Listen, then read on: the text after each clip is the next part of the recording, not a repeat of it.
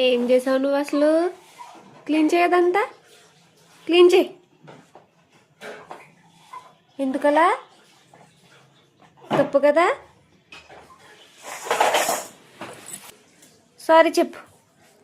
మాట్లాడుకు నాతో. మాట్లాడొద్దు.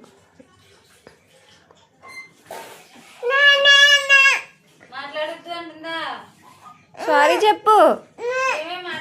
మాట్లాడుకో, వెళ్ళిపో, ఇక్కడి నుంచి వెళ్ళిపో. బాయ్.